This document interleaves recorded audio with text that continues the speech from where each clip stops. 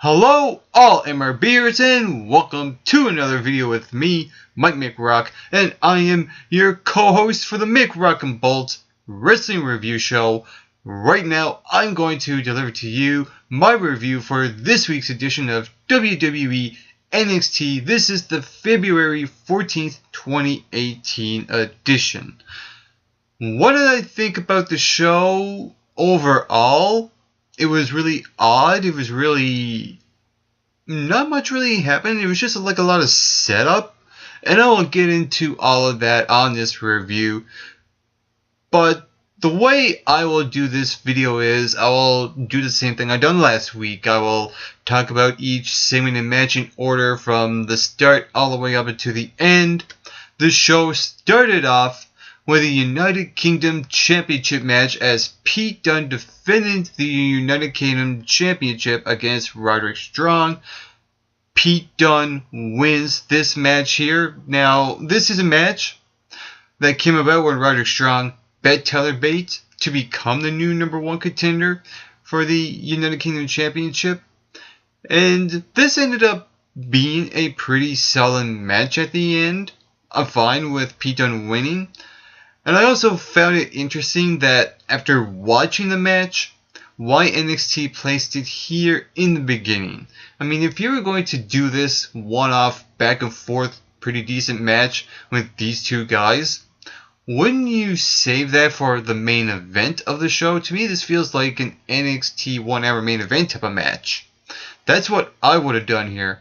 But it did get a featured spot on the show, which I was fine with, and I accepted that. And also, Pete Dunne has been champion for a pretty long time now, for 9 months. Almost a year now. And the guy so far has been having a pretty decent run with the United Kingdom Championship. And here's the thing, I would have been fine if NXT threw us a bone with a title change. I know that's something that shouldn't be done too much or too often because in a way it kind of devalues the title to some degree, but if Roderick Strong won the title here, I would have been okay with it. To me, he is due for something for all the work he has done on NXT so far. I would have been fine with it. It wouldn't be the worst decision ever made, but I don't know if it would be the best decision in the world either. I'm kind of torn on that. The next segment that happened on the show was a promo segment. Aleister Black comes out, he cuts a promo. He was saying that the devil is on his back and it is the NXT Championship. He didn't talk very much before Killian Dane interrupted him, and he came out and said that the only devil that's on your back, Aleister Black, is me, and he wants a shot at the NXT Championship. Aleister Black rebuttals back and said that you have crossed the line. You know, I like the back and forth between these two. I found it really interesting that of all people, Killian Dane would come out. I don't know. I just found that odd for some reason, but in the same time, there's actually quite a bit of appeal to this match. The match on paper looked pretty badass, and Killian Dane on the mic is actually not that bad. He's actually pretty convincing, and I think this is like the first time I've actually heard Killian Dane talk on the mic in the ring. I actually didn't expect that. I was actually caught by surprise. He was pretty good. And with all that said, to me this is NXT setting up Aleister Black to beat Killian Dane and to be the next challenger for the NXT title based off how NXT has been booking Aleister Black, and it's not like that NXT has been booking Killian Dane like they are with Aleister Black. Really, Aleister Black has been booked in key matches in the last couple of shows, and Aleister Black so far has been in the best match at the previous couple NXT TakeOver shows. He had the match of the night with the Velveteen Dream at TakeOver War Games, and he stole the show with Adam Cole and many others at TakeOver Philly, despite what people say about Johnny Gargano and CN. No, that did not steal the show. Aleister Black and Adam Cole stole that show. And if you think otherwise, then I have no idea what show you watch. But going back to Aleister Black here, to me, Aleister Black is the guy right now to main event a takeover show. And that event should be at the next one, Takeover New Orleans. Aleister Black versus maybe Andrade Cien Almas for the NXT Championship. That's the match I see happening. And I don't even know what the spoilers are. No idea. I try to stay away from them. But this is the match that should happen at the next TakeOver special. The next thing that happened on this week's episode of NXT is a tag team match. We have TM61 versus whoever these two jobbers were. This match to me was just whatever. This is TM61's enhancement match. TM61 goes over here. I have a question, and this has kind of been bugging me for the past few weeks now. Why are they called TM61? Like, what does that actually mean? What does TM61 stand for? I legit don't know. If you know, leave that in the comment section. I don't know if I missed something or what, but TM61 just feels like a generic tag team name. Now, if they had a team name called The Mighty, with that whole catchphrase, The Mighty Don't Kneel, that would be perfectly fine. I would have gotten behind a tag team name like that, but to me, a tag team name like TM61, like, what is that? I legit don't know what that is. To me, it sounds really generic. And just speaking of generic, to me, TM61 has generic written all over them. They have a generic theme music. They have generic attire. There's nothing really special about them. I don't see it. I'm not really high on this team at all. To me, they just feel like they're a couple of dudes. And I don't see the appeal. I don't see why Triple H is really high on these two. You know, it's kind of like, you know, why is Triple H so high on Finn Balor besides the entrance? I don't get it, and I don't get it with this team at all. But I hope that I'm proven wrong. I hope that TM61 does mean something in the future as they progress. Now we get to the main event on NXT, and that was Ember Moon defending the NXT Women's Championship against Shayna Baszler. This is a match that I really had no idea why NXT has rushed into this when you already had a match at TakeOver Philly, which was only a couple of weeks ago. To me, it doesn't make this match fresh at all when you just dive right into another match again in only a couple of weeks. All that is just lazy feud booking with no real substance behind it. You really need to space this out a lot more. You need to stretch it out.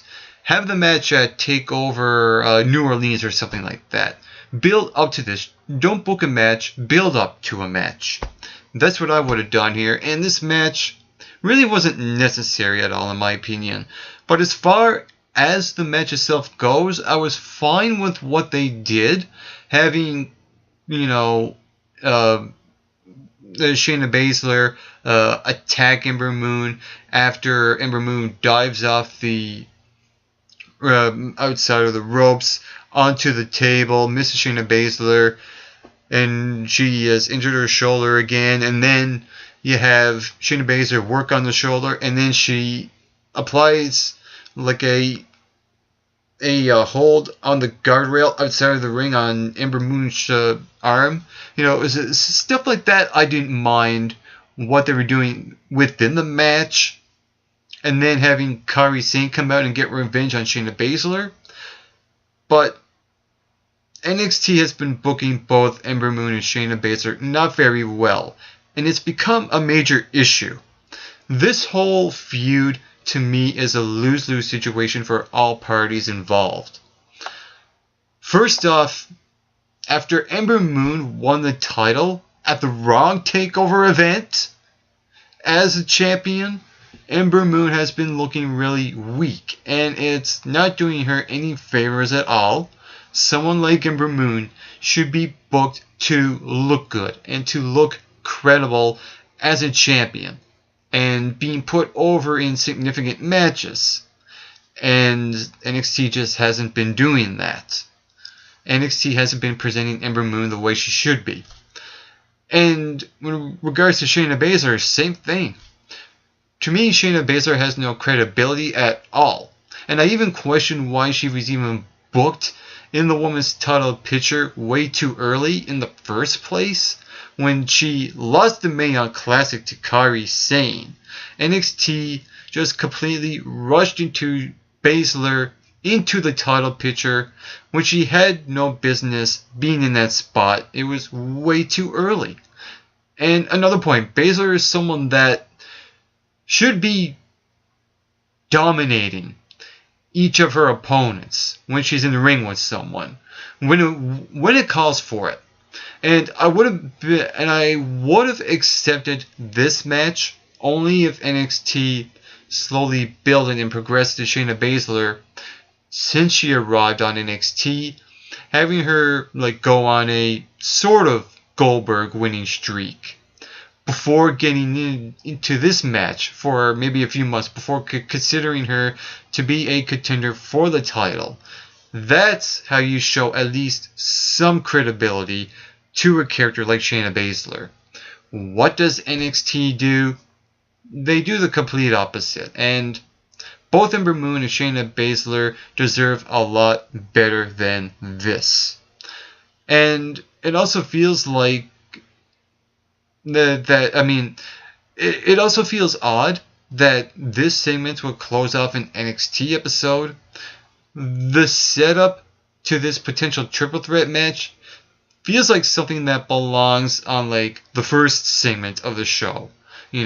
Once you want to get the audience to get into it. Which is why I would have replaced this match into the first segment and the United Kingdom Championship match on the main event. So overall, even though I appreciate NXT making each segment and match feel different than the rest of the segments on this show, it's not really a really great show or even a good show by any means. I feel that the second half of the show wasn't as strong or as good as the first half, which was really disappointing.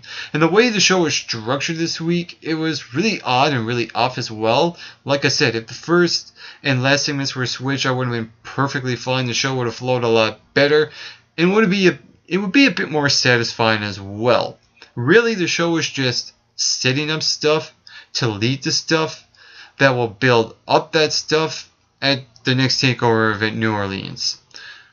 That's the show in a nutshell. So I'll give this week's episode of NXT a 5 points out of 10. If you saw this week's episode of NXT, what did you think about it? Feel free to leave those comments right here in the comment section below. And you can also subscribe to the Mick Rock and Bolt Wrestling Review Show to become an MRBer on this Wrestling Review Show.